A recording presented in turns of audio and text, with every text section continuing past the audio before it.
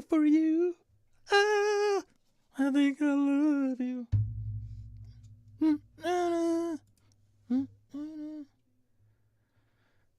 Shaka Khan. Shaka Khan. What's going on? Morning, everybody. Good morning. Saturday, the 4th. May the 4th be with you. I think it's kind of an insult for folks that might have a speech impediment, actually. So, could we be a little bit more sensitive out there, ladies and gentlemen? Good to see everybody. I'm Sean. I'll be your pilot on this journey. So we put we've removed the fasten seatbelt signs. You are now free to move around the cabin. It's free comic book day too. Awesome sauce. Get your free comics. It's Saturday the 4th, 8 a.m. Central Time here in the U.S. of A. If you've joined me, thank you very much. A little welcoming and roll call. Ben, good to see you. Morning. First one to chime in. Nice. Bright-eyed and bushy-tailed, I see. Matt, morning. Good to see you. Good. Losing track here. Roger, good to see you. Ryan, Joe Swick, Shambot, Flint, good to see everybody. A little early. Figured we'd get it ramped up. Allow people to find their seats. And then we'll get this sucker on the road. Blake, everything coming in 5x5 in the engineering room. Good to know. Thank you very much. All the way from down under.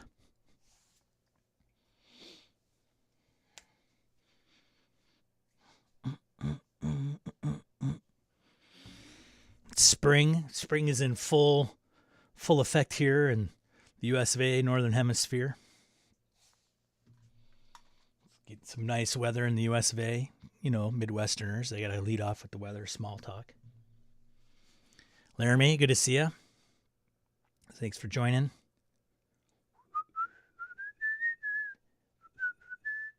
I got a Shaka Khan song in my head. It's good, though. It's good to have some Shaka Khan in your head. Tad, good morning. Good to see you.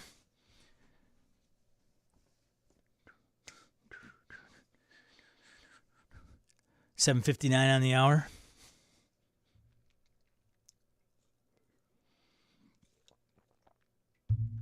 Decaf tea. So you're drinking it for the flavor. Do you put milk in your tea or cream, Laramie? Do you drink it English style? I believe that's the English way.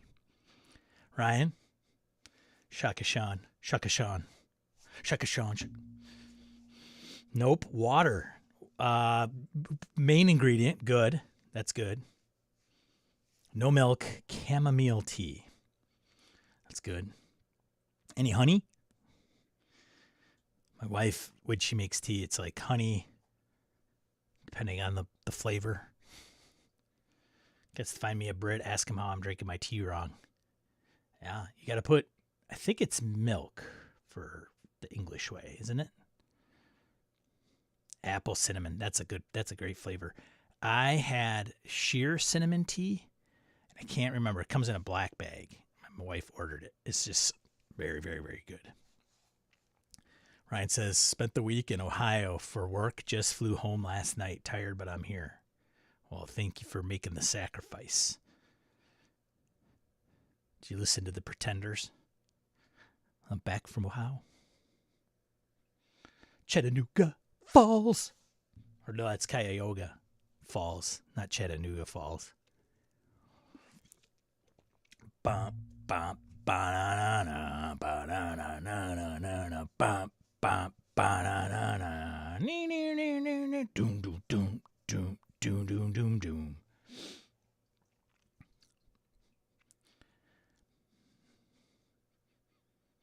Simon and Garfunkel, Homeward Bound. Yeah. All right, let's get this underway, shall we? All right. So if you remember from last week, the question du jour was, what interior art of an RPG inspired you? And then at the end, for some reason, how many RPG core books do you have? And then everybody ran to their bookshelf and started tallying them up. No, they really didn't. But I'm going to pose it this week. How many core RPG books do you own? Core. So that could be editions. So if you own, and I would say Player's Handbook or Game Master's Guide, but you cannot count both, right? So like, for example, I have the Call of Cthulhu, what is the Keeper's Guide, but I do not have the Investigator's Guide. So I count that as one. I have a number.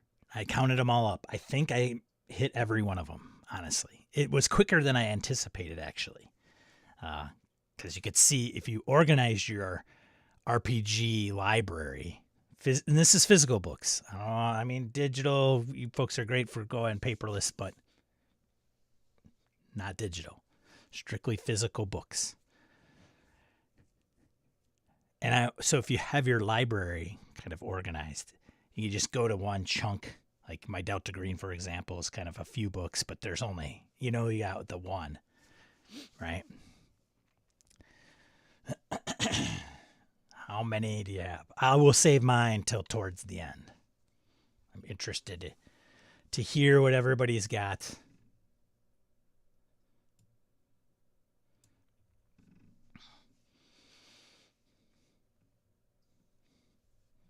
All right, everybody. You could step away and go and count it up. It's not a problem.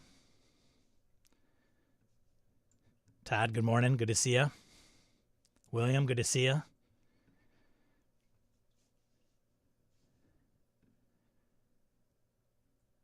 Question. Do miniature games count or just TTRPGs? Just TTRPGs. Got to stick with the theme here. If I get into CCGs and miniatures, I will even sound more ignorant than I already do. Okay, so got to stick to this is RPG Sean, not CRPG Sean or CRPG. CCG Sean.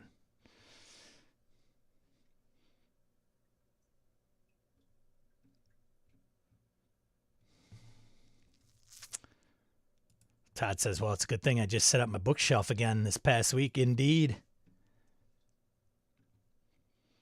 Blake, I think he's got the first tally. Dead Tree Edition, 4 World of Darkness, 1D20, 5 PBTA, 2 free league? 2 free league, yeah, okay. Equals 12. Whew, man, okay, good deal. No setting guides. If you have Genesis and the plethora of supplements, you have Genesis core book. Unless it's a standalone. So maybe to answer your question, William, it depends. If you need the book to play as a player or a game master to run that game, that is one, I would say. Mr. White, good morning. So in other words, if I have Force and Star Wars, a perfect example from Genesis or Edge Studios, right? Formerly Fantasy Flight. There's Edge of the Empire, Force and Destiny, and Age of Rebellion. Those are 3. Because it's not Star Wars, and then those 3 are settings. Those are individual core books for each one of those. Shambot, where are you? Things are moving here. 38 core books, 45 with impending crowdfunding books on the way. It's going to increase. 7. Whoa. Mactron, 74 core books. I'm going to give a prize to the least amount, and the most amount. Prize. Points, if you will. That mean absolutely nothing, just so you know. Tad says, exactly 50 print games on my shelf. Ryan says, okay, given the criteria, 28.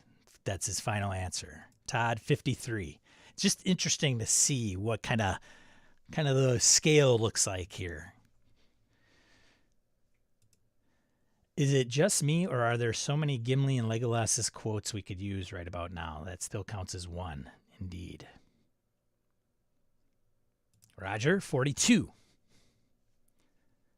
42. Laramie says, I was thinking 20s, but he says 48.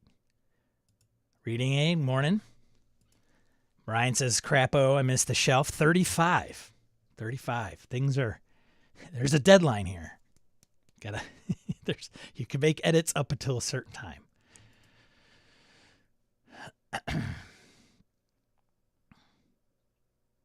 Tad says, I counted UVG because it has some rules in it. Ultraviolet grasslands. Nelson, morning, 32 from the northern reaches of Canada. Another Canadian, not to dismiss Todd is not Canadian.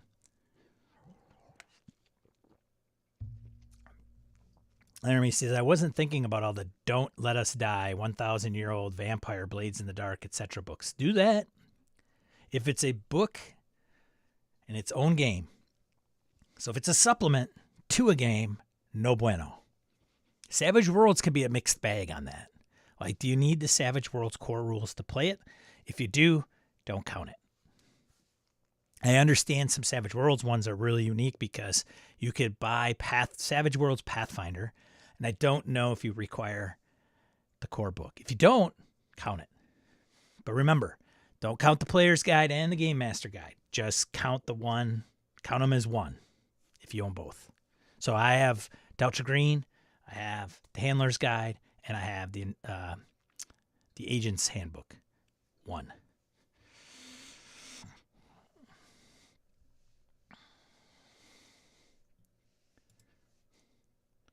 Yeah.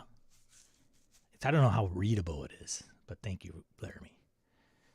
Tons of bins. You know, dude, why are your books in bins? They should be displayed prominently, like a library. Hey, Wayne, good morning. Yes, editions do count. Good morning, Wayne.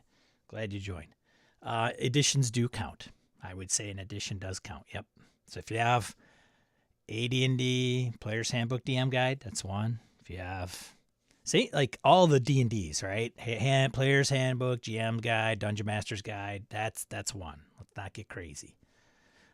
But it, for each, first edition, second edition, third edition, 3.5. I would even say 3.5. Fourth, fifth.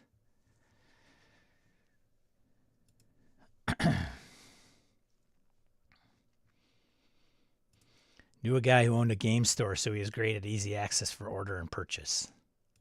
Well, I don't have an exact number, but it's over 100. That's fair. That's fair.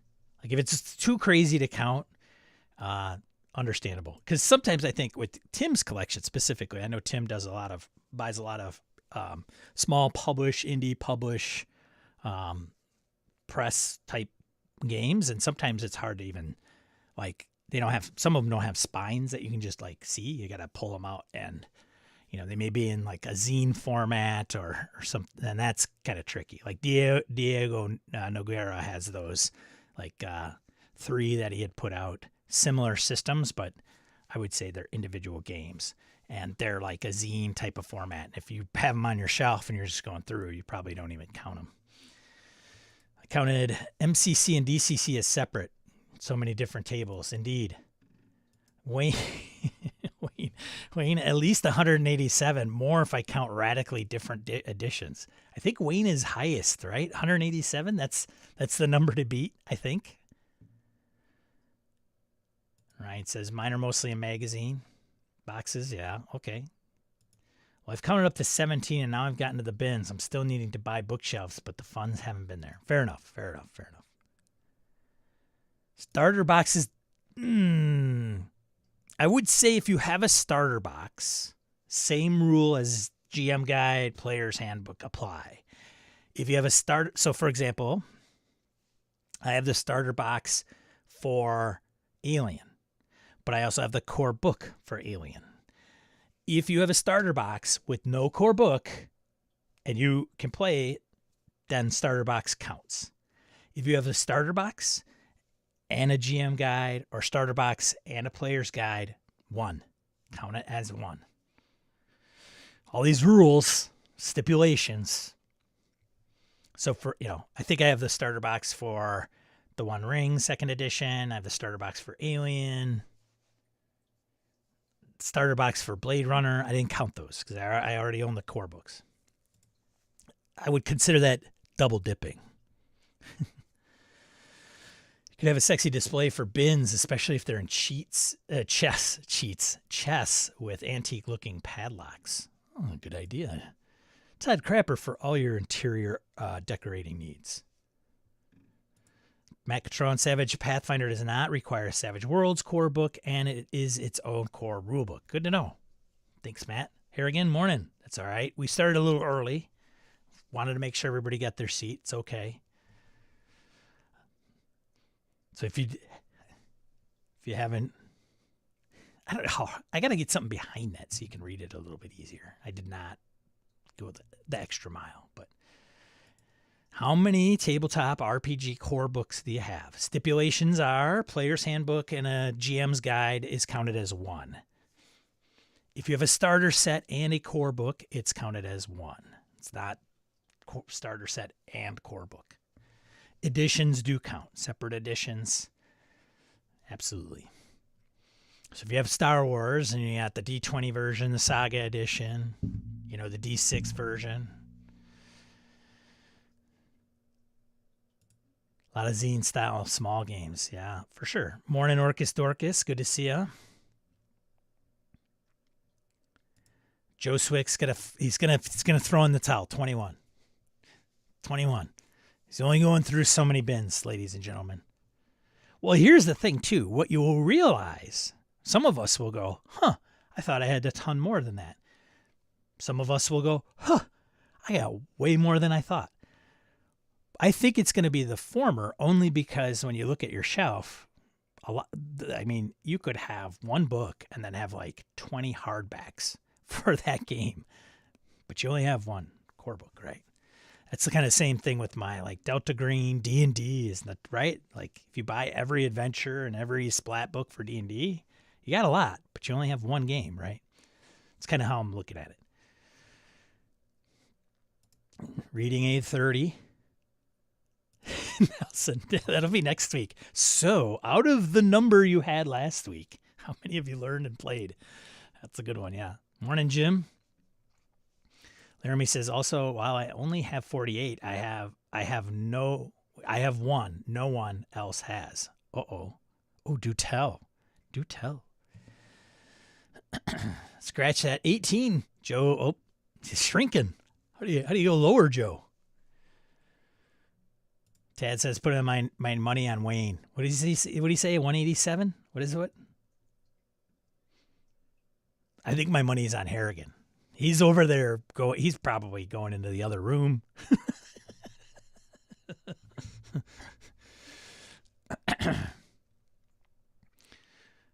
Laramie, he's going to Ryan. Okay. Willow is counting. It's taking a while. Willow is Tim's spouse. Just core books, maybe 18 or so. Okay. All right. So I said I'd give points to the lowest and the highest. So I think there's something to be said about having the lowest. Although one person could come in and say, I only play D&D, right? Or whatever. But so far that hasn't happened.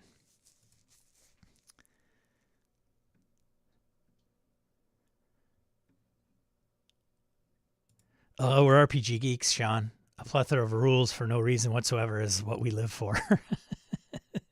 It is. For this crowd, for sure. This crowd, absolutely. Oh, reading aids down to 27. I keep recounting it and increases slightly each time. Currently 14. Can't imagine getting much higher, though. Okay. Sean, just wear a darker shirt, man. Yeah, that's for sure. I didn't expect to put white text, and then I did put an outline on the text, but I don't know. I will in the future. I'll put a banner down there. Know what's better than a hardback? Click and like on your favorite YouTube stream. Blake. That's right. Like or subscribe. Dislike if you dislike. I think if you weren't wearing a white shirt, yeah. Touche. Not really, not putting it all together up here. Oh, on the note of DCC, I guess Lankmar is different as it has very different rules from DCC. 49. Dying Earth, 50. Fair? That's fair. Morning, Adrian. Good to see you. Lankmar counts as its own. Yes, I would agree. Reading anyone play the Star Wars revised, expanded, and updated RPG. Had it printed to Lulu, but haven't had a chance to play. I see all that floating around in the Google Plus days. I actually have the PDF version if I want it printed, but I don't. We're going to talk about, we may touch on that today, actually. May the 4th be with you. Definitely surprised it was over 50 for me. It makes sense, but my collection definitely went with more non-D&D than D&D books over the years. Yeah. Gabe chiming in 37. 37. That is a respectable number, sir. It's a fine number. And this is not a contest, right? It is, I mean, it's interesting to see who's got the highest and who's got the lowest. I think what I was going to say is the person with the lowest may have the most discipline. And that's a good thing. That is a good thing. The one with the highest, well, might have a problem. Is it a problem if you're in RPG space? Is it a problem if you buy all of the RPGs? No, of course not. Laramie says, I thought I had fewer. One shelf is Hackmaster 4, one is Hackmaster 5, one is DCC, one is OSE, 2 are AD&D, 2 are just frog things. Oh, Gabe found another one, 38. Takoi JMB, good to see you. Good morning. While looking, I realized I own some supplements for games I don't even own. It looks like that. Well, that's an interesting conclusion. For games I don't even know, looks like my number is 26. Flint says 27. Okay. I see a theme like 20 to 30. It's kind of maybe the bell curve. I don't know. Willow is still counting. Come on, Willow. Chop. Tim might come out of this. Absurdly high. Who knows? We'll see. Because I know, like I mentioned earlier, with Tim's library, if he buys a lot of indie published or small press games, those are usually like one, and that's it. So if he's got a huge shelf of just single games, it's gonna be obnoxious. Where some of us, like if we have D&D and then we have every supplement, it's like one, right? Yeah, that's how they get you. Here again. Oh, here we go. Counting editions, standalone Fate, and Suede games, etc. Not counting most zines. I have to dig those out. 267.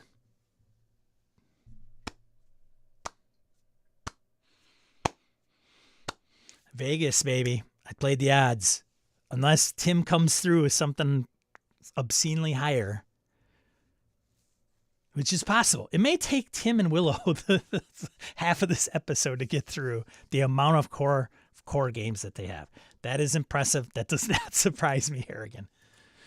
Orcus Dorcas, also not any slouch in the, hey, I have a lot of games area. Okay, I missed one or two, but by my count, 195 core rulebooks based on your criteria. I would say more, but it's your rules.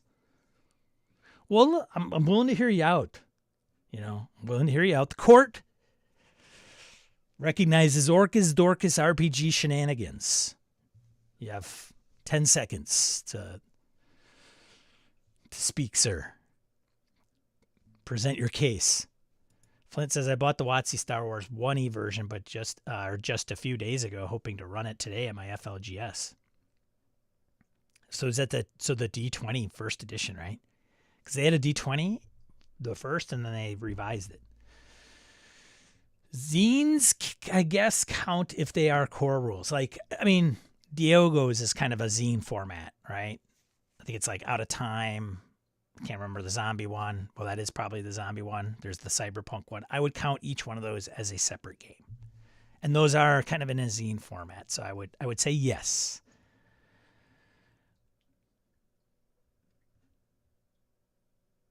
Or it's just broke.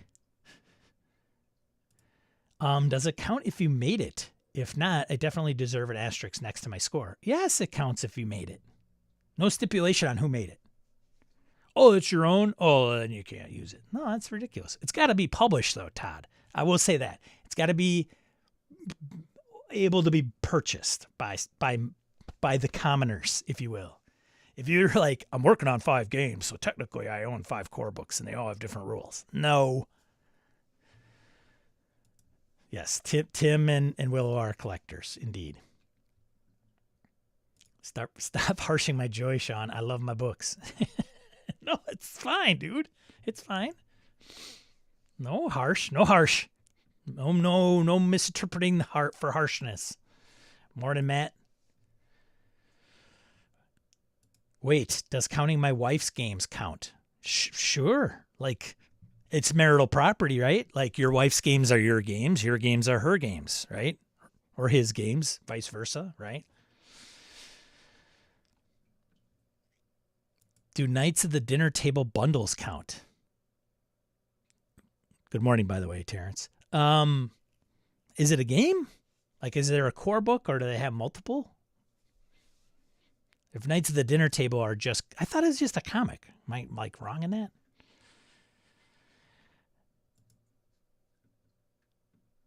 Highest count should win a referral to a divorce attorney. My wife glares at me whenever something comes in. Kevin, good morning, Kev. I think we've gone almost through everybody. There's some late arrivals, but Flit says yes, the D20. That's a tricky one, right? During the D20 era, because you could have, like, everything was like you have to have the core player's handbook to play this game. But I would argue that, I don't know, that if you can't, if you buy this book, can you play it just with that book? Now, somebody would say, but Sean, you can't just play that game with the player's handbook. You can't just play that without the Game Master's Guide. If you have one or the other or both, it's one.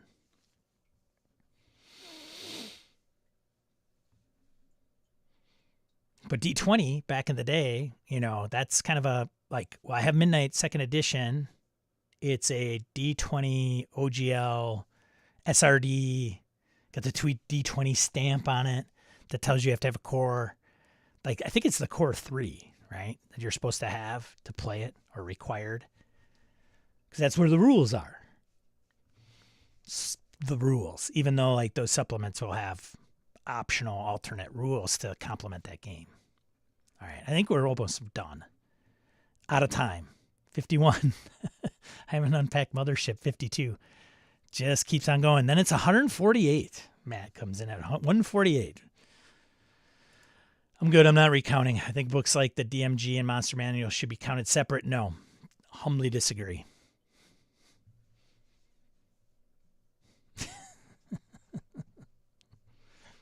My game, my rules.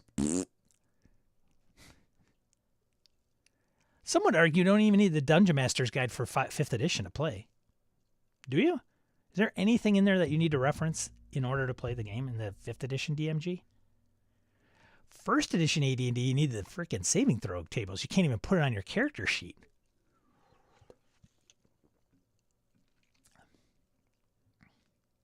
Yellow flag on the field, Orcus. Indeed. Here's another qualifier. Can you create characters with that book? Because D20 was very strict about character creation guides. Harrigan says, I'll have my wife's games too. There, 0.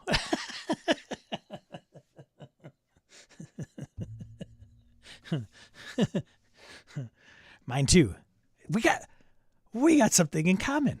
We both have wives that have 0 role-playing game books. If zines count, it's 308. Did you seriously just count up to that high? Orcus Dorcas is like, I went into my database that I catalog all my purchases and items and did a search query, and I have 308. I think I'm only going to do that voice when it's Orcus Dorcas. Nobody else. Will is still counting. I think we have a slight problem. Lots of supplements to skip over. Arrogant says, I also missed a whole shelf. Be right back. Half my audience will be gone as they go and like recount. I demand a recount. So many RPGs, I don't even think I can count them accurately. I only count physical copies too. Yep, only physical. You sure don't need the 5th edition DM's guide. Adrian says, I have 63 here on my desk shelves if I counted right. No need for DMG 5e. Yeah, right? It's kind of optional. Oh my God. Tim says, we've passed the 500 count. On to the next room.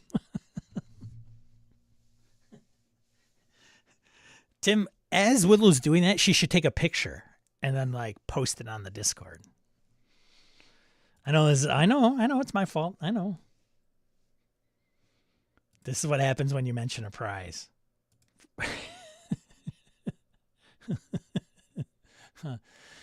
For Sean's crown of ill-disciplined game-owning infamy. Right. This is an inspiration for a new show on BBC. Role players show off their collection and reveal how many games they have. Then they find out the value, $10,000 less than what they paid. That's like, what is it? The Antique RPG Roadshow.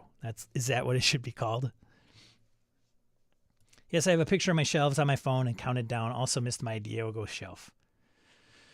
All right, so I counted up mine, and I came up with 50. What did I do here? Hold on. 59. I came up with 59. That's my number. 59. And I don't know how many are I'm trying to unload. May even unload more. We'll see. Like the One Ring from Free League. I may unload that. Even though I got Moria on the way, I may unload it. Only because I just got to get these things to the table. And now what I'm looking at is like things that maybe that I could use at the table, like whatever the game. So for like Shadowdark, if I'm running West Marches, then like lots of dungeons and interesting tables and, you know, things you can put in a kind of a point crawl type of game. You know, the Tome of Adventure Design, perfect example. I have it right here on my desk. Things that'll help me run that game. It's just, and think about it, like now if you're a collector, hey, great, that's fine. Just imagine like, okay, so you have, Harrigan, would you have 300 and what? I don't know, 308, or Orcus Dorcas had 308. Harrigan, where were you? Sorry. I missed it. I haven't noted it all down on the notepad in front of me. Topping out, I think 277 is Harrigan. So, you know, if you're a collector, great. But imagine, you know, like somebody mentioned earlier. Now imagine trying to play all those games. Like out of the 277, 308, whatever. Like then the winner is the person who has played the most amount of their own games. Right. Could be next week. So if you have lower amount of games, there's a higher likelihood that you've played all of them. That may be a topic for another episode, though. I thought we were just flexing like owning a box of condoms doesn't mean you're going to use them all, but you're willing to. Going back to the teenage years. Are you there, Todd? Victor, 492 with 108. Victor's already one step ahead of everybody. 492. 108. That is impressive, my man. Tim says we have played most of our games. So when the tally comes in, that oh man. I've sold off large quantities of games multiple times, at least 3 times. Oh, for sure. For sure. I mean, some of the folks that have the higher numbers, I'm guessing, have not, you know, they probably they probably haven't, I'm guessing, have not done a huge purge of any kind or a trip to Noble Night. And that's okay. No judgment. Oh, so you're going with percentage played, yeah.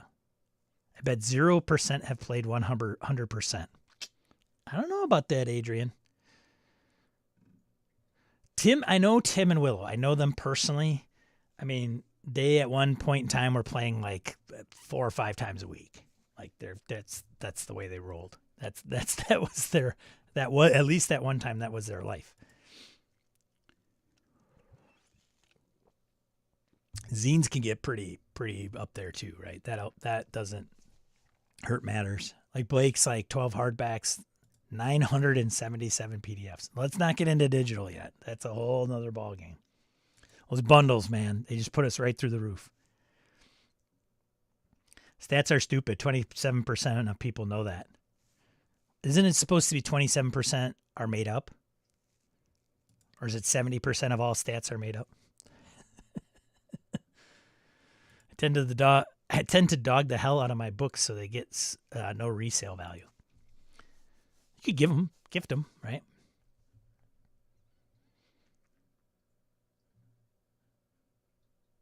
I like all my RPGs, even if I've never actually run them. A lot have fun little tables or ideas that can be used in other games, for sure, yeah. Harriet says, I'm not sure. I'm not surprised, Victor, Ben says, after probably nearly being crushed by Victor's collection that one time when Victor started using his room for storage. So Victor and Ben are brothers, for those that aren't in the know. Tim Jensen, this guy. We've waited. The votes are in, ladies and gentlemen. The total is 592, not including a few tubs in the basement. We're not going to count those. 592.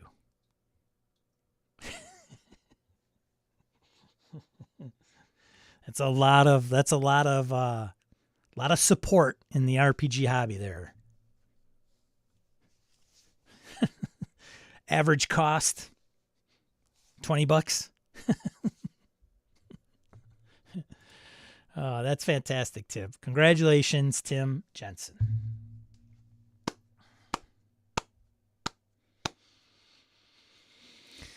Congratulations. And then I think the lowest was it Blake. Blake, were you one of the lowest? 100 XP to each one of you.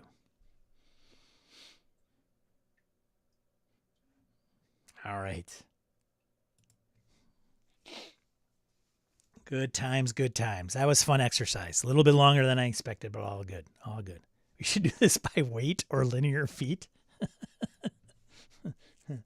All kinds of things we could get out of this little exercise. If you took all the pages, how many square miles of books would you have? Going to the linear feet. Taking all the pages. So if it's an 8.5 by 11 and you have so many of those books, and you know what? We'll just go complete total collection. Can we get to the moon, ladies and gentlemen? If we stacked all of our books on top of each other, do we have enough to get to the moon and back? I think there's some room in all this. Just saying. Just saying.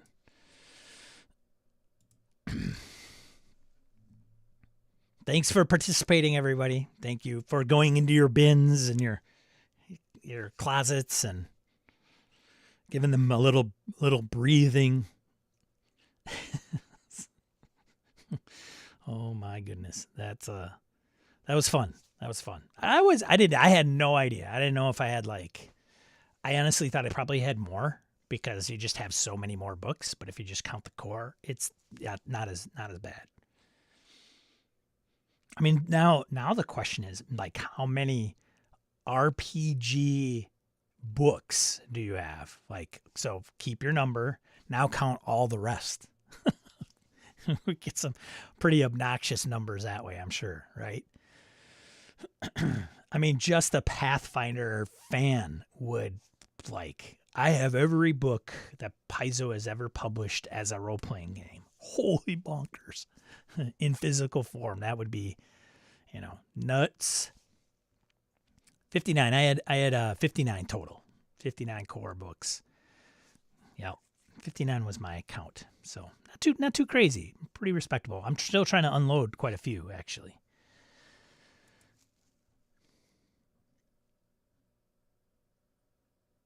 And I know many of you are going to have books coming. Like, oh, that's just now. Like, right?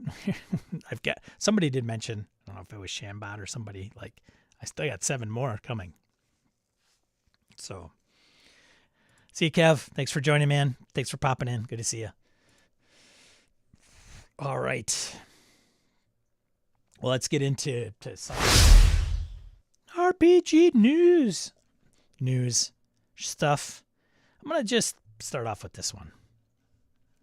Of course, I forgot to put in the browser source as usual. I did the text thing, and then I forgot to fix this or bring in the source. So bear with moi.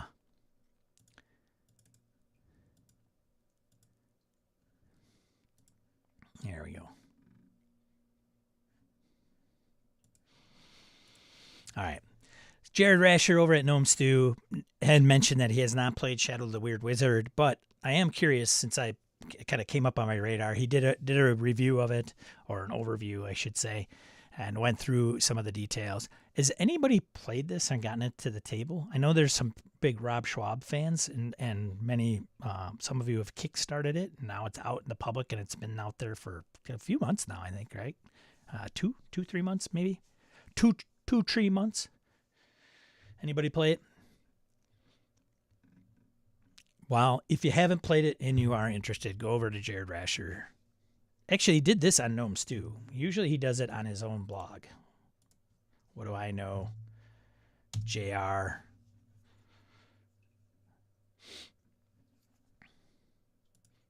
Orcus Dorcas says, not yet. It's on the short list. So, okay. Just curious. Anybody? Bueller?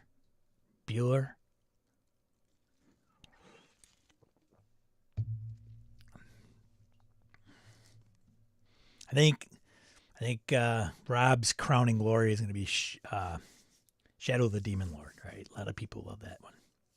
I have not played that. I don't think I will play it despite backing it, just going to plug everything into Demon Lord. Yeah. All right. Thought I'd throw that out there. Oh, this is an interesting one. So going into the Star Wars thing and the updated RUP, is it RU revised, updated something? Somebody mentioned. This will be interesting. I'm interested to hear Mr. Dibbing's take on this. I'm calling out Mr. Dibbing. West End Games' D6 system, 2E, is coming from Gallant Knight Games. So if you're not familiar with this, the D6 system that WEG, West End Games Star Wars, is based off of, Gallant Knight is, I guess, re-releasing or releasing. It's kind of its own thing. So the D6 second edition core rulebook. Ghostbusters back in the day was also kind of based on the WEG D6 system. Was Teenage Mutant Ninja Turtles? That was Palladium, right? What am I thinking then? Ghostbusters, Star Wars.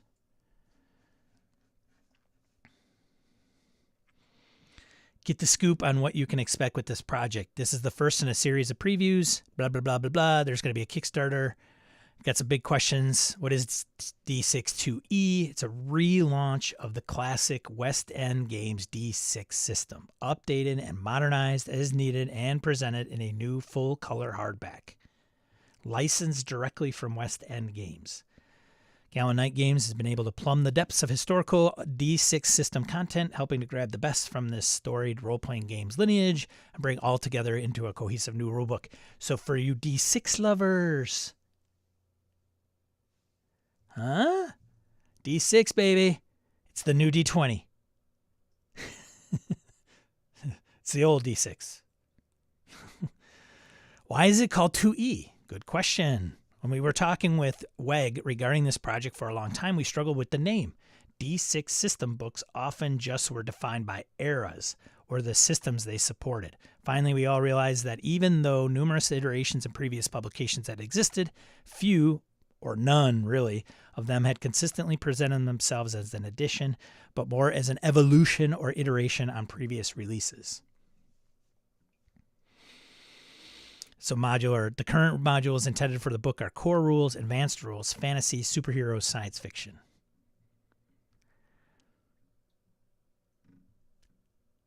Kickstarter project. We're just waiting for Kickstarter. Will feature a full-color hardcover 200-page book in a 7x10 size. We'll have 3 covers you can choose between.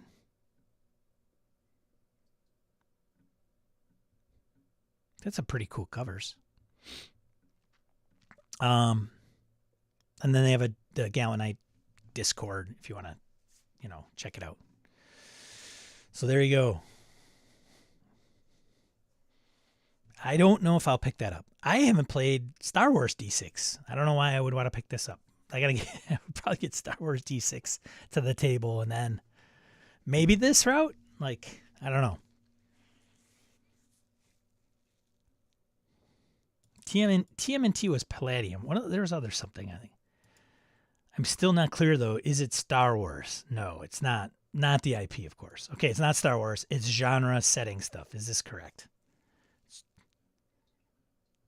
I think it's just core. And then they're going to have the rules for if you run a science fiction. It's probably not wholly dissimilar than like how Genesis presents their core book. And then there's a couple elements in the back that touch on fantasy, science fiction. So I imagine in the science fiction section, it'll have laser guns and laser swords and stuff like that. So there was a Xena, Indiana Jones, and MIB for WEG D6. Oh, there was. Look at that. It's good to have Orcus Dorcas here. Well, actually, there is a Xena, Indiana Jones, and MIB Men in Black for WEG D6. You should know that, Sean. What kind of RPG channel is this? This guy knows nothing. Ryan says he owns the Indiana Jones WEG box. Oh, interesting. Scum and Villainy is the best Star Wars RPG. There you go, Tim, with a statement.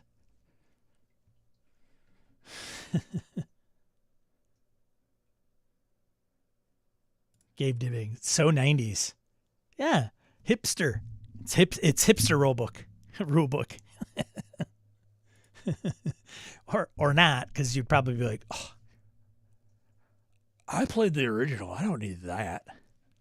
I played D6 before it was cool. Anyways, well, that's that. I thought it was interesting. I don't know. I'm interested to see how it turns out, but I don't know.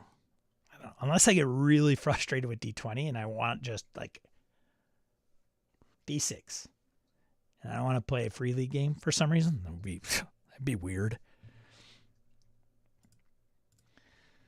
A look inside the new dynamic Arkham Horror RPG from Edge Studio.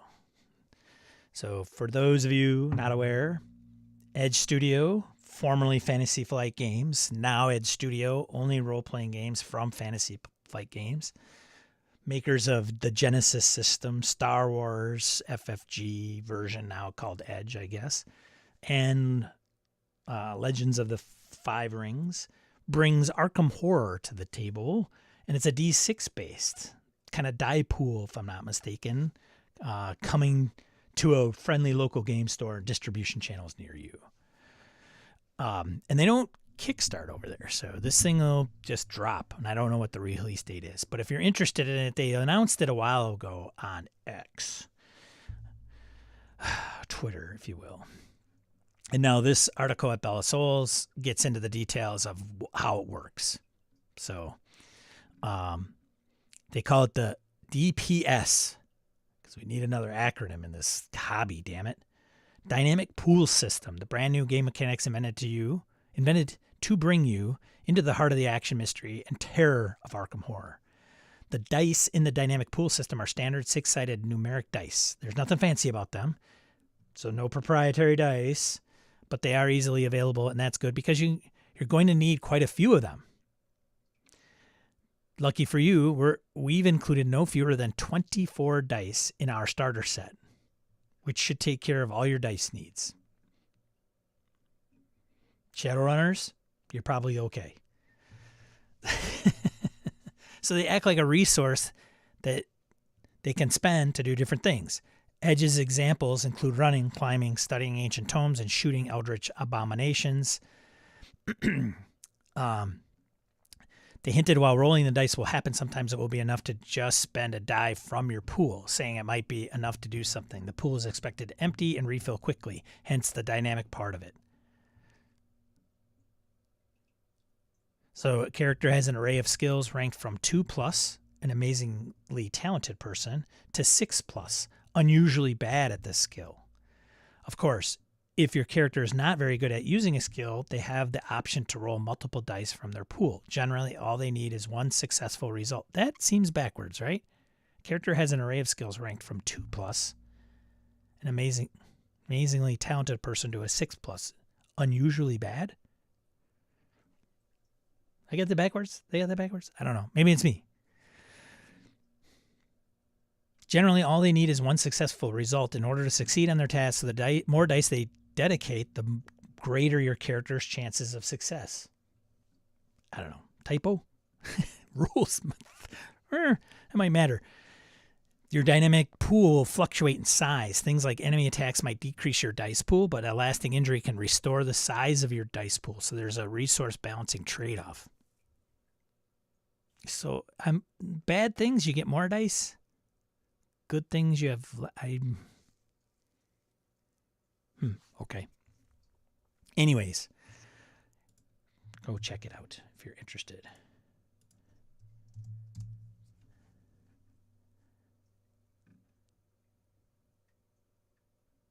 What? College graduation? Woo, party! Well, congratulations to your daughter, Michael. And to you and the parents of said daughter. Need 2 to succeed versus need 6 or better. Got it. Okay, thanks, Harrigan. I read it as like the worse you are, the more dice you get. But the worse you are, it's okay, whatever. It's good. It's all good. Anyways, check it out. Seems like it might be an interesting game, especially for those of the Cthulhu enthusiasts. Next, I posted this on the Discord. I don't know if there's an actual site for this, like RPGs. Anyways, 2024 Delta Green Mini Campaign Jam. This is no joke, but nonetheless, I'm going to be very interested to see how this goes and turns out. Submissions are now open as of this recording.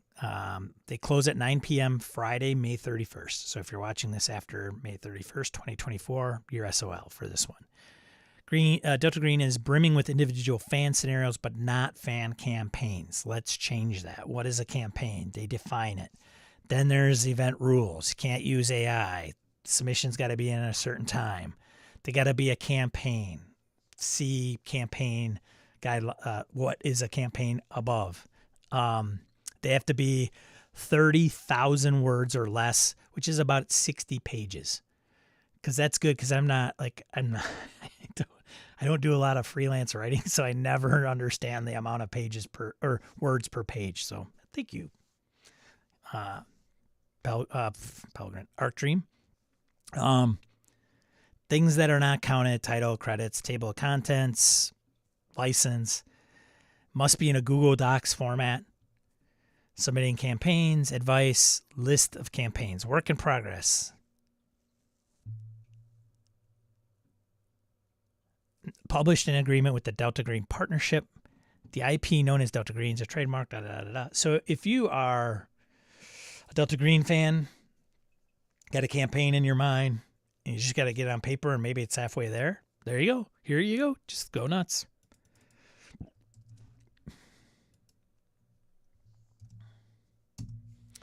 I think it's hosted by ArcDream. I think it is. I don't know, actually. Shane put it. Yeah, I think Shane put it out there.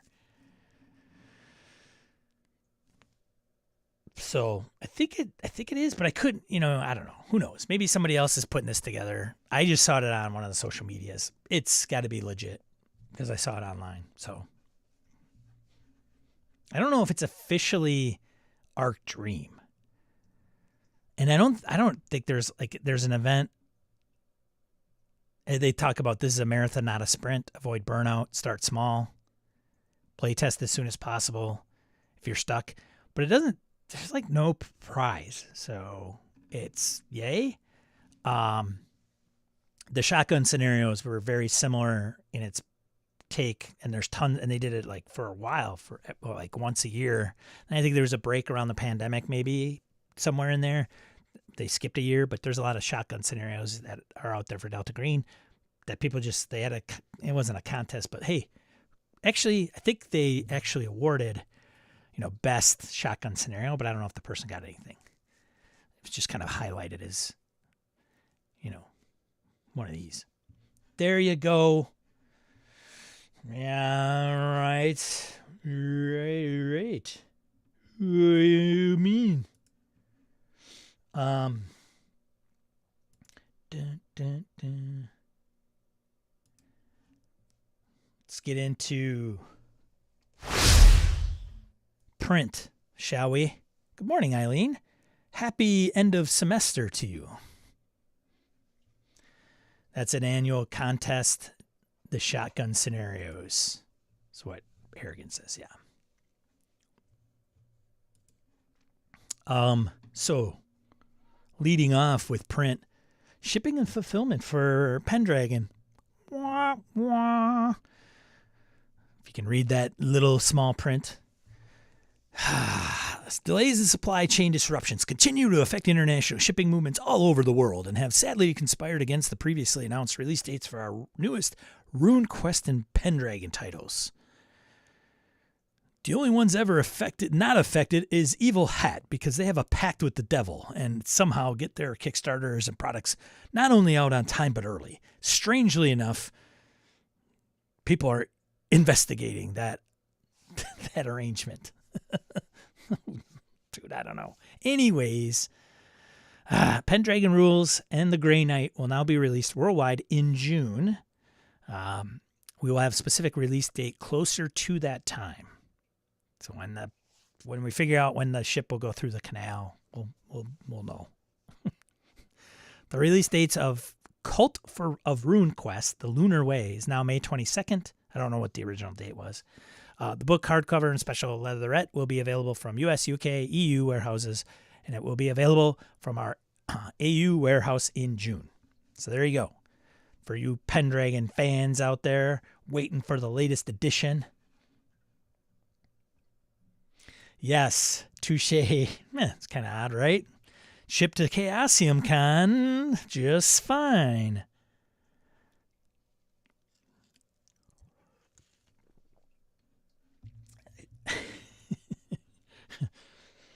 Devin, what are you doing here?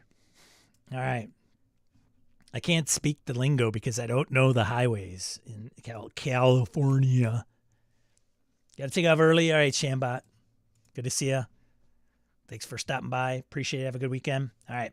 What else? Did I put the link in there? I did not. Shoot. Chaosium.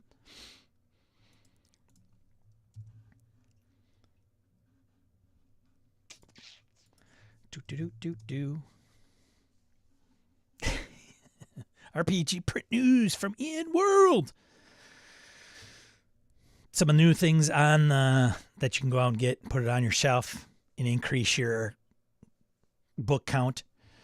World of Symbaroum, The Throne of Thorns, 1 map and art folder. The World of Symbaroum delves into the ancient history of the world and provides plot hooks and secrets along with 7 detailed adventure landscapes centered around ruins in the forest of Davakar. So there you go. Just clear things up. Ruins of Symbaroum are 5th edition based. Next one, Sebastian Crow's Guide to Drakkenheim. Sebastian Crow's Guide to Drakkenheim Player Journal by Ghostfire Gaming. Ghostfire Gaming, Big 5e publishers. Those are out. Cobalt Press, Map Tiles, Cobalt Guide to Role Playing. Okay, I think I'm getting that mixed up with the Game Master, like Cobalt's Guide to Game Mastering. Different book. So, and the Guide to Role Playing is a soft cover for 20 bones. There you go. But the Guide to Role Playing, I don't want to touch on that, has over 100 pages of ideas and suggestions for bringing out all the dispositions, temperaments, emotions, and quirks of every NPC. GMs gain insight into getting into the minds of villains, roleplay high or low ability scores, creating character connections at the table, and more. It's got some essays from Luke Gygax, Bob the World Builder. So I think in the Game Master, like the Cobalt's Guide to Game Mastering, I have it on audiobook actually, and it's interesting because I think it is one narrator, but it's multiple like different people in the industry that kind of write an essay based on. So it's an interesting listen or read. Legendary Bestiaries by Legendary Games out there in the Iowas, I think that they're located. At least some of the crew. Brian Berg. Dungeon Crawl Classics Dying Earth. Time Tempests at the Nameless Rose. A level 2 adventure by Julian Bernick. I think that might have been, was that the one that Hobbs came on here and told me, hey, put this out there, Julian's module. And then Wanderer's Guidebook and the Federation Klingon War by Modifius. So is it my understanding that the Fallout RPG got sold out because of the TV series? Good on Modifius. Makes sense. Let's hope so, right? Anybody watching it? Watching Fallout? I haven't gotten through a lot of it. Got a couple episodes under the belt, but that's it. I'm also not, hey, I played the whole Fallout series video games either. Ryan West says nope. There are gamers in Iowa. There is like at least one. Love the Fallout series. Great show. Finally, Amazon put something out, right? Like everybody kind of good. I watched Fallout. It was all right. Okay. Mediocre. Lots of gamers over in Iowa. I assume all the gamers in Iowa attend CheapCon. Next one. Moving on. G.I. Joe. Standy Pack number 1. 338 cardboard standees and 35 plastic bases. There you go. There you go. There you go. That's it. That's what she wrote.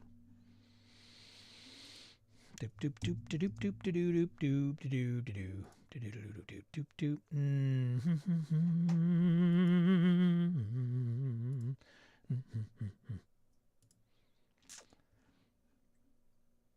Most gamers never attend conventions, unfortunately. Yeah.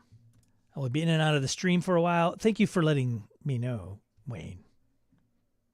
But have a great weekend yourself. No, you have a great weekend. Really enjoyed Fallout show. Started replaying New Vegas. Cool. All right. Cockatrice Nuggets. Good to see ya. Fallout was fire. Best series in a long time. Watch it. It's all, if it's at all interesting to you. No previous Wasteland experience required. Good tip. Hot tip.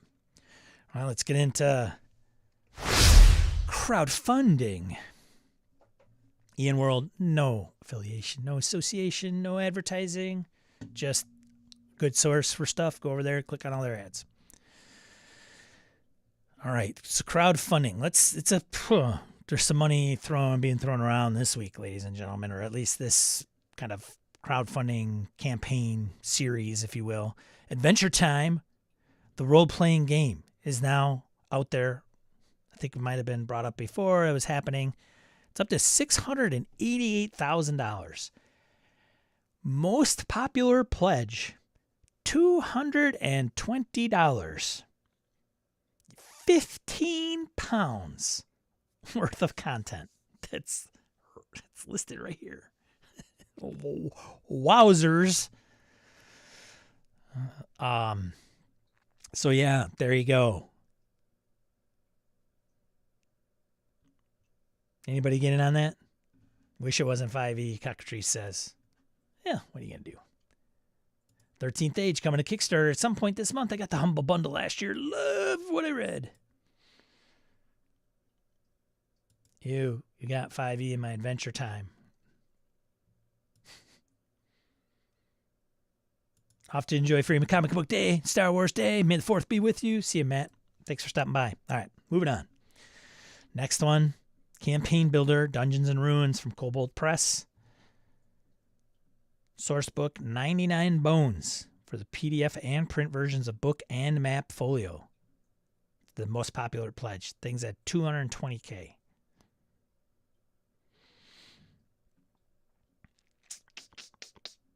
Explore the Realm Beyond the Veil.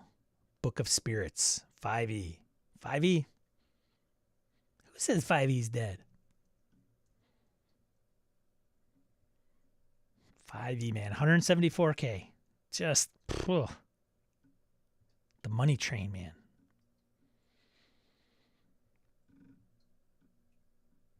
The Wandering Tavern from Homie and the Dude. Another 5th edition. 5th edition crowdfunders. Boom. Full force. Back, baby. AI statement. Do they all have AI statements? Look at that. This one does not. This one does not, but this one does. 100% human created with absolutely no AI involvement. 188 pages content for 5e games inspired by the works from Studio Ghibli. It's not the first one. They're at £69,000. Night, epic horror, sci-fi, TTRPG. A backer kit. So this is an original system.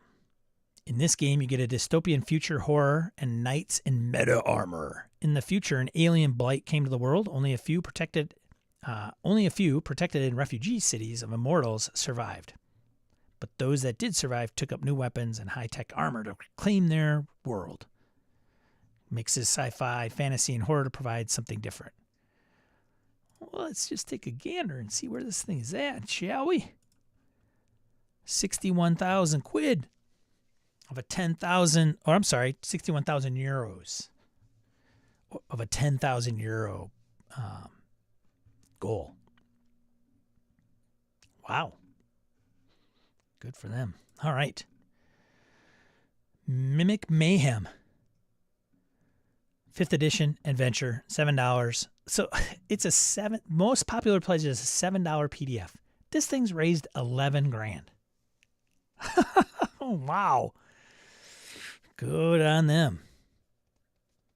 2K goal. It's 11,000. 5th edition, man. Just put 5th edition on there, man. Just show me the money. And then lastly, Ian World putting their stuff at the end. A Night in the Library, a bookish adventure for D&D 5th edition. This was, I think they brought this up a little while ago. This is at 10 quid for the PDF of the adventure. It's all done. It's 14,000 of $1,000 quid goal. So there you go. So let's see. We got, well, you could 5th edition, original, 5th.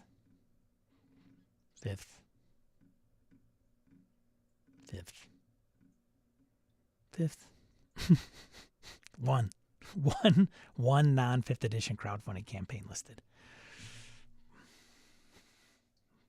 There's other ones that are out there. These are just the ones at the end of in the last week of their campaign. That's it. So a couple weeks ago, I think it was last week or a couple weeks ago, there was maybe one. It was flipped. So there you go. Yeah. Despite WotC trying to kill it, 5e will be popular for a while. Indeed. Indeed. All right. Well, it's a little after the hour. I'm going to try to cut this a little short, right? Like, hey. Well, that's interesting. Why is Tim's there? Thought I was stuck. Well, get you trimming these down a little bit, I think. Get you some time to your weekends, you know. Unless you guys have something to talk about. Thanks, everybody, for joining. I really appreciate it. Good to see everybody. Indeed. Thanks for contributing to the question of the day and going through all your entire library. I have to go prep for some gaming coming up this month. It's my West Marches game. I think we have 5 sessions on the docket. Yeah. It's good. Yes. It's not West March's talk on Saturday with Sean.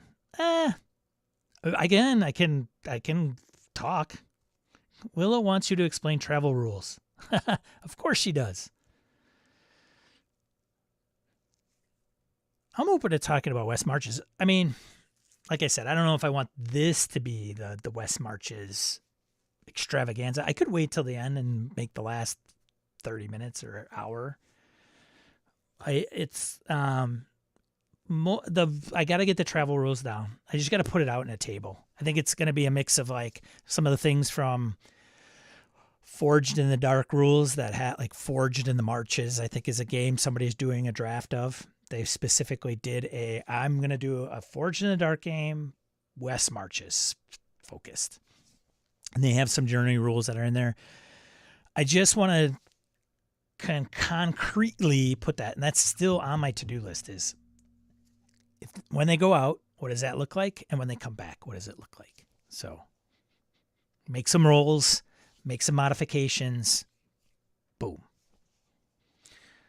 That's the only thing that's hanging me up. And then I got to kind of get an area map, but I just will start very small. Here's the village. Here are a couple of things that you want to check out. Here are some land mass, the different types of terrain, blah. See you, Harrigan. Thanks for joining. Good to see you. How's it going? What's working? What's a struggle? I think the journey piece, Gabe, is the biggest piece that I'm kind of like getting through my brain, because I mentioned before I don't want to run the journey every time and have the journey take up a majority of the time. I want to get the players to their destination. Some say just have them appear, and then when they want to go back, they go back. Like, that's it. And that's very simple, and it can be done, and it's willy-nilly. Some use teleportation type tricks. Not tricks, but methods. I'm not sure I really want to do that. There's talks of like, if they go out so far, then there's a formula on how they determine things. In Shadowdark default, it's for every hex, you roll a random encounter, and it depends on the terrain. So if it's arduous, and then it also has to do with how quickly they get through it. Parting shot. Gabe probably thinks you should use the journey rules from the One Ring. That's too funny. That's an inside joke, ladies and gentlemen, because I don't think Gabe is a big fan of the One Ring necessarily. Okay. Take him off to the hardware store. Good to see you, Joe. See ya. Cockatrice, 5e version of Middle Earth and a good journey system. Yeah, I did. Oh, interesting. I'll have to play GURPS in a bit. May the 4th be with you. Good to see you, Orcus. Since I'm not playing it, I suggest you use the travel rules from the Torchbearer. Mwahaha. I think I have Torchbearer in PDF. I might have to look at it. There's so many. I just have to make a decision on what that looks like and what works. So it may vary from session to session in the first few, and just go, okay, this is what's going to happen. So in a nutshell, what I want to have happen is on the way there, if they've never gone through these hexes, that should play a role. Something akin to Forbidden Lands. You haven't gone through this hex. It's harder. You don't have a path. You don't know what's in the hex other than just getting into it, right? On the way back, if they come through the same hexes, it should be easier to navigate. They don't get lost. I don't think time going out and exploring is going to be a factor. So does it matter if they get lost? It does if you impact the party.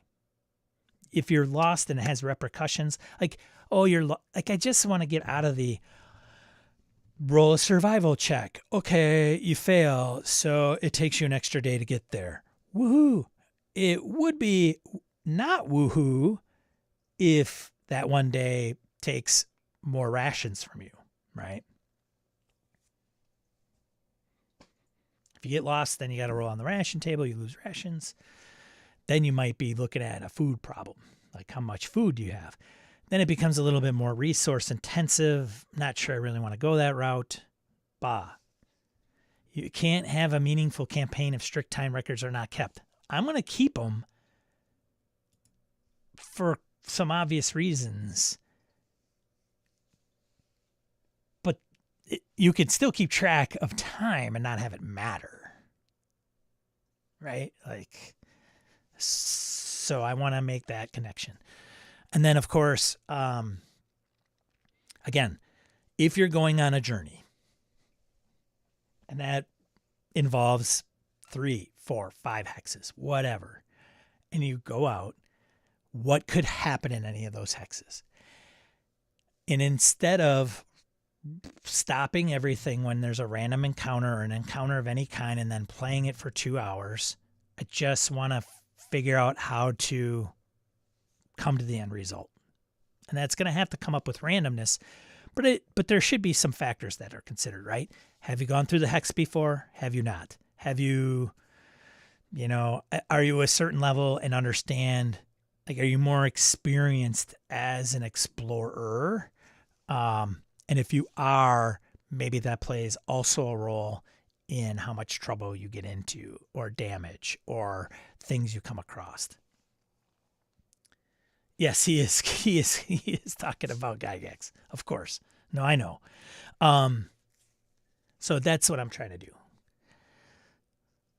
So I think what it's going to be, Jim kind of alluded to it a couple weeks ago. I do have your quote down, Jim, and he put it in the Discord, was basically the level piece may come into it, where it's like there's something to be said where the further you go, the more dangerous it could be. Also, depending on the level. So if you're a higher level, maybe it's not as dangerous. So it kind of has this weird tier to it. But I also don't want it to be, oh, you roll. I mean, there's some that are like, you roll and there's a possibility you'll die. Could you have a random encounter and you fight it and somebody dies? Of course you could. But to kind of boil it down to like maybe 2 die rolls might be not the preferred way to do it.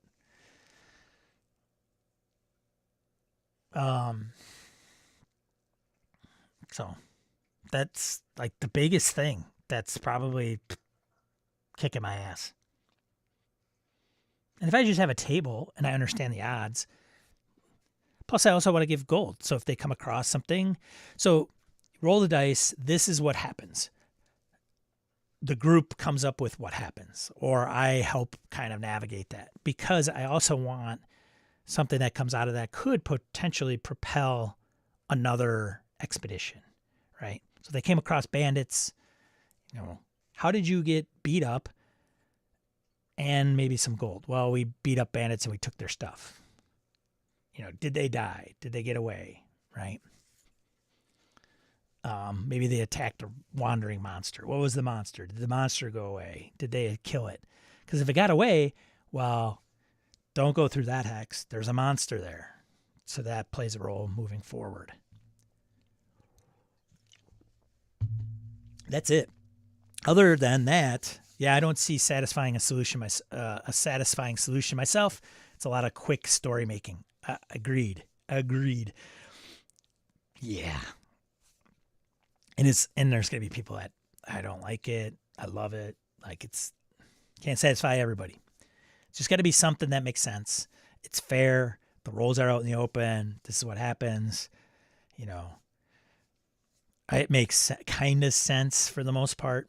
Otherwise, maybe I just don't do it. You journey and you're there. You're standing at the cave. There's something to be said about that. You travel through the woods. You're at the catacombs. You're at the entry. Boom. What do you do? we shall see. I don't even know if I'll have it baked during the first 2 sessions. It may still be a thing. If I will say this, if you're a player that wants to be Forbidden Lands, you're a group, each person takes a roll. I may have it be that way just to make some die rolls, and then based on those things, I may kind of abstract that out. But if you are that person that wants to know, like, I want to go through a hex and it should be done like this, and then I want to encounter, and then we do this, and I don't care if I get to the destination as long as there's like die rolls go in our favor and we don't come in run into anything, da-da-da-da-da. It's not going to be that game. I'm also not I don't want it to be a resource intense game, but Shadowdark has a little bit of that because you have a certain amount of slots that you can carry. And I think some of the nuances of this campaign is to mess with the player, not mess with the players. That sounds like I'm doing something sinister. But I also think, like, if you get to the expedition site and a couple people are wounded, that changes maybe your approach. Hey, if you've lost a couple things of gear, one of the things that kind of bothers me about Shadowdark, which I'll have to kind of put into play, is there's a limited weapons list. It's not crazy catalog of weapons. But one of the things I think Brett and I had spoken about some time ago was if you have weapon A and weapon B and they do the same damage, why would you pick one versus the other?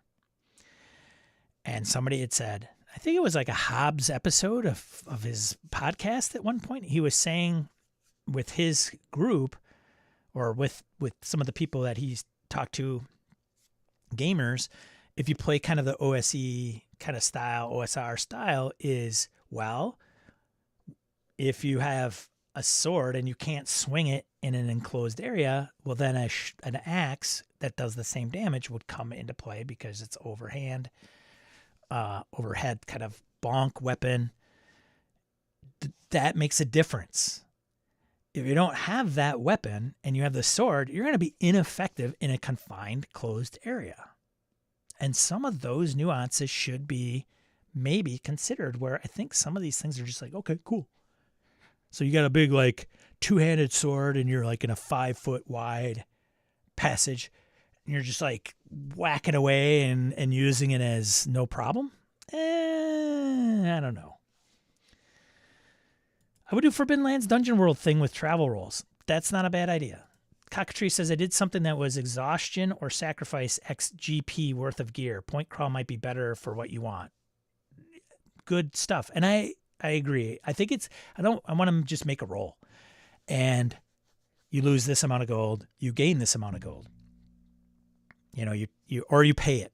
Like maybe there's an economy there. Because one thing I want to do also is make sure that these players aren't like, I go and get gold and we're just sitting on mounds of it. So we'll see. Inventory is a mechanic intentionally. You have to decide what you might drop to carry something else. Agreed. You have to drop something. That's another thing too. If you're going into a small confined area, roll. Do you bring everything through? Does the backpack come through? What if it doesn't? Well, all right, Sean, I'm going to take out my backpack and I'm going to put it on the ground. Okay, so -2 slots, but I want this. Okay, you know, great. Now you're fine, but you got to leave the backpack behind. Something along those lines. So, I mean, torches, for Pete's sake, run for an hour in-game. They're a resource, but it seems to be the thing that is, like, stands out amongst everything else. Like, who cares if you have food? The torch is the thing, right? Like, you're in the darkness. If you don't have a torch, you're screwed. And in Shadowdark, there's like, here are some things that can happen should, you know, things go awry. And I like some of the advice they give, which is like, blow out the light source, you know, I can't remember, make them deaf, like things of that nature that can play a piece in the environment. where it's just not a cakewalk. Adventure is tough and dangerous, and I want to kind of emulate that to some degree. So the journey has been kicking my ass. We'll see. That's the only thing. What else did Shadowdark says I can survive 3 days without rations, but no light is bad news. Exactly. And 3 days without food. You ever gone 3 days without food? After a while, it doesn't bother you. Like if you go 1 day, if you go on a fast, there's the hunger thing. And once that passes, you're probably pretty good. But it does weird things to you. Like it either makes you tired or you're like, wow, I got all this energy because my body's burning it up or something. Like it's just a different, I don't know, like if we're talking a fantasy game too, right? Anyways. So we'll see. I don't want to make it a big deal. I want to get to the table, roll weather. What's the weather like? What's this? Okay, this is what happens. Give me a roll. And I also want it so that the players roll. The players roll. This is what occurs. I started hallucinating after 3 days, but some of that was dehydration as well. Well, that's no bueno. Like you gotta have the water. So, anyways, what's working? What's a struggle? He says. That would be the biggest thing. Otherwise, I'm okay. I'm all right. We'll see. Shadowdark will be fun. There'll be some house rules, but going to the weapons thing, like, I don't think it does take into effect the type of damage that it does, but what does that look like in a confined area? And I couldn't, there's nothing that allows you to fight in a confined area. So what do you want me to do, Sean? So maybe, also don't want to run into that stuff. Gotta make sure there's enough scheduling slots. That's something front of mind. I'm trying to run twice a week, which is tricky. Amount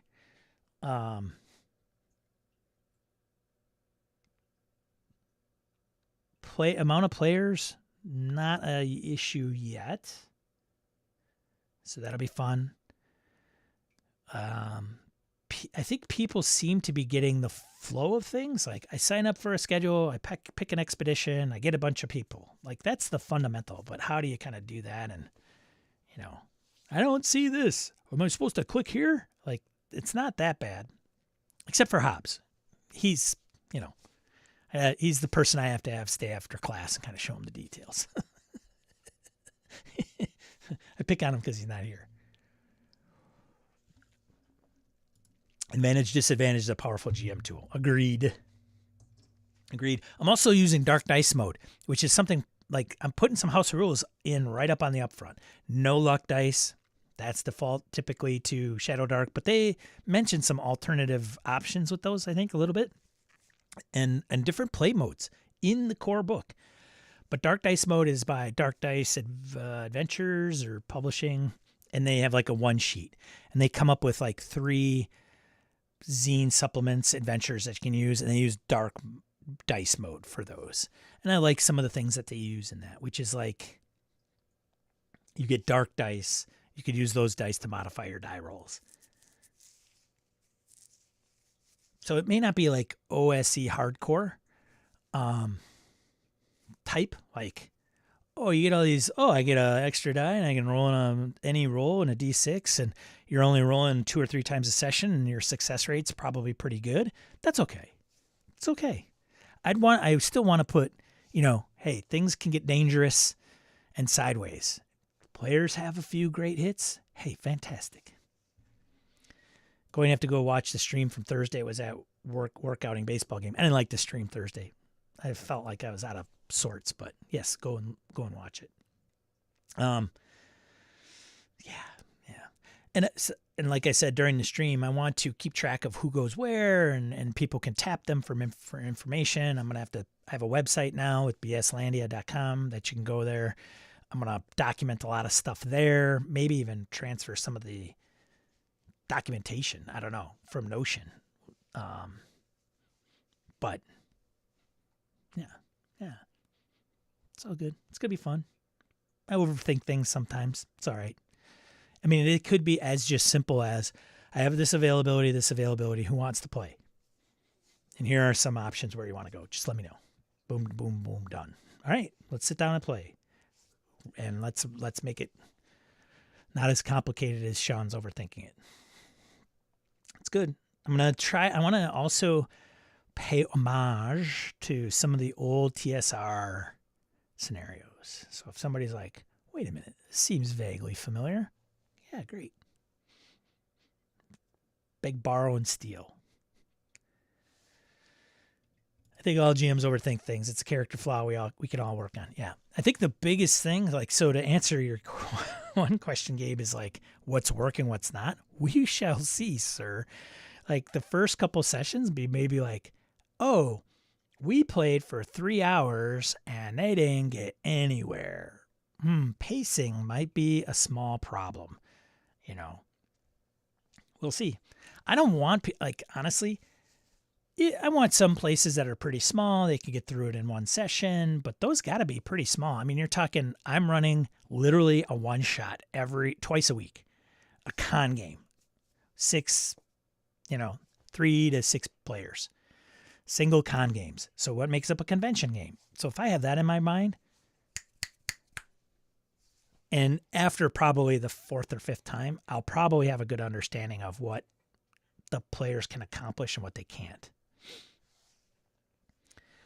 Well, that's another point too. It sounds like you should start right in the adventure, right? You're outside, you're going to the catacombs, you are at the entryway. And that may be just the thrill of the game. That may just be what it becomes, and that's what it is, and it works, and it's fun. They get through a couple rooms, 3, 4 rooms, everything's fine. There's one combat encounter, social encounter. They go back to town because they got to get back. Yeah, do the bookkeeping and other nonsense after, for sure. Well, that's true too. I could do like the travel after and between. Like there's carousing things that are in Shadowdark.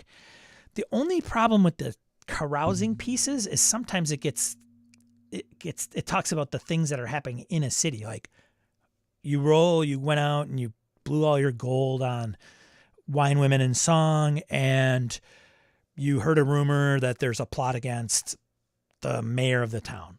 I don't want anything going on in the town. 0. So I got to remove the town stuff.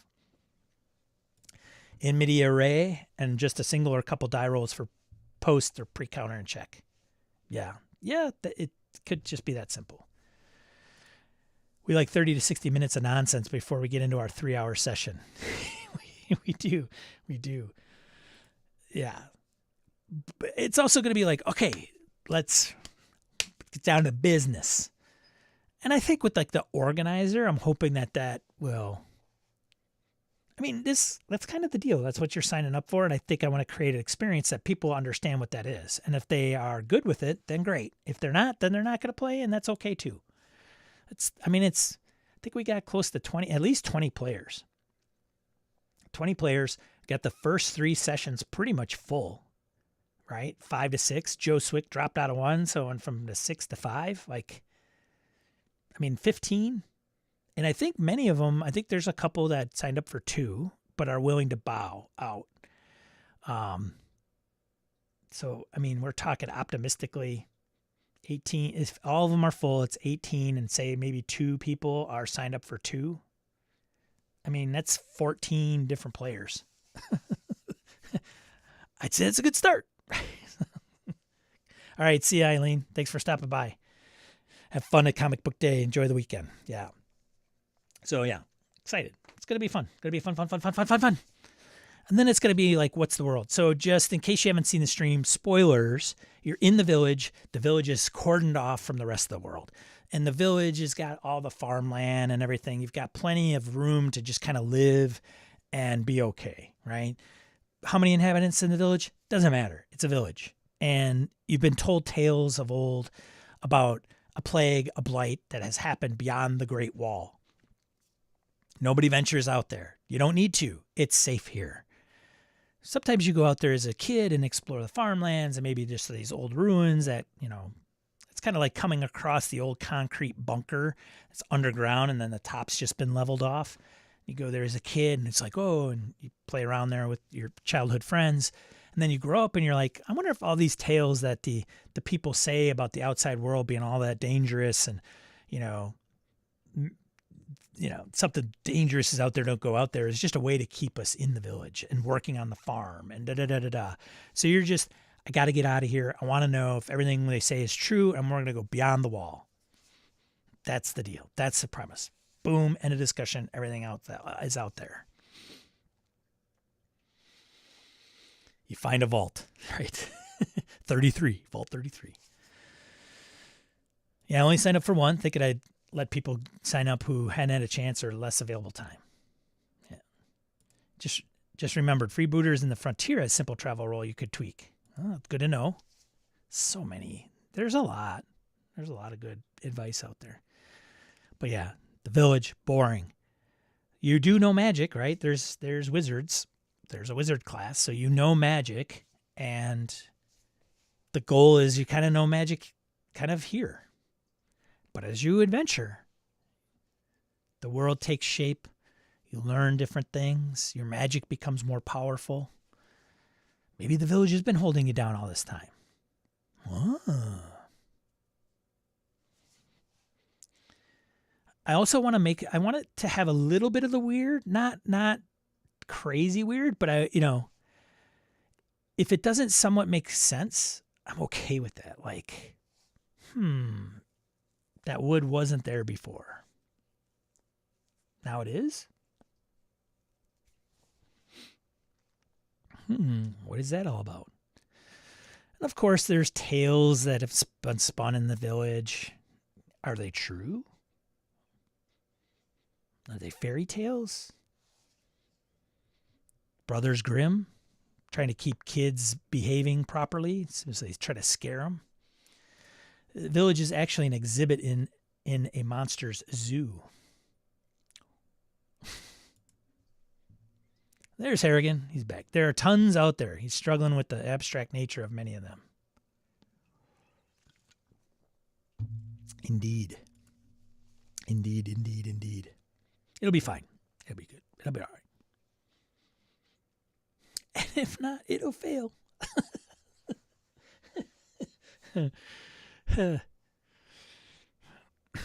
But you know what? Life goes on. Life goes on. Everything will be great. Everything will be fine. So yeah, we'll see. Wondrous things. You know, I don't want everything to be a dungeon. Oh, there's another dungeon, another dungeon, another dungeon.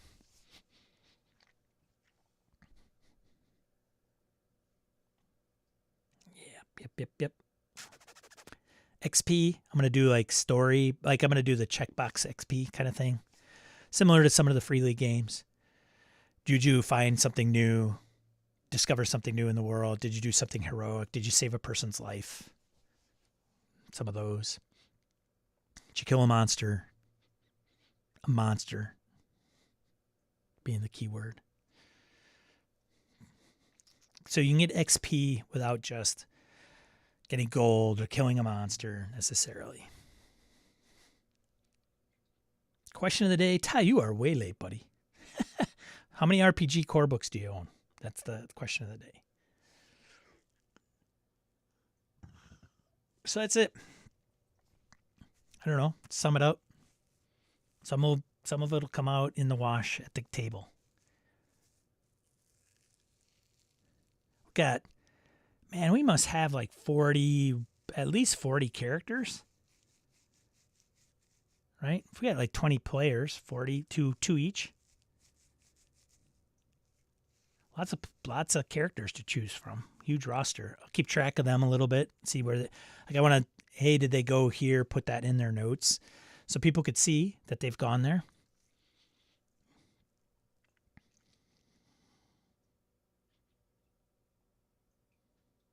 Feats of exploration by 3d6 down the line is great. Kind of funky with Shadowdark rules or math. Yeah.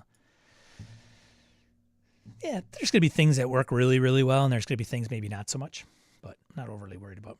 Count. Does PDF count? No PDF. Physical. Physical tie. It'll be physical. Hey, Ty, the question of the day is how many RPG things do you own? It's not. And your neighbors. All right. All right. Oops. Try that again. So I want to thank these folks, and I probably have a couple to add, for supporting me with a few shekels each month. Thank you very much. I really appreciate it. And I'm also going to do that too in the West Marches. So if you're a paid patron, at a certain level, you're going to get a free reroll every session, no matter what it is. It could be damage, could be to hit, could be whatever. If you are at another level, you'll get a modifier to your roll once a session. I don't want it to be a big deal, but I think it's just a little something to show my appreciation for folks like this. Like these guys.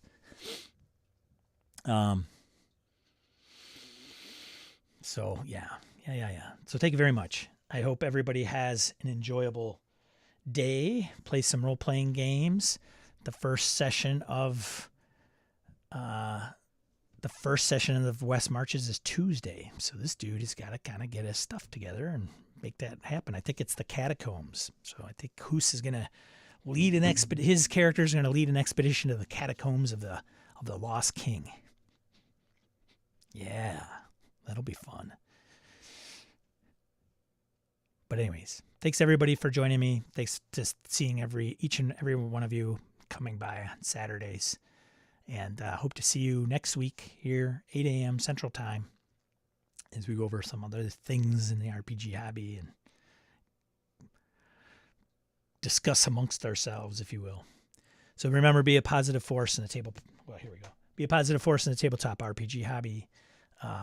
Play some games, spend time with people you appreciate, and take a little time for yourself if you need to. All right. See you next week. Thanks, everyone. See ya. May the 4th be with you.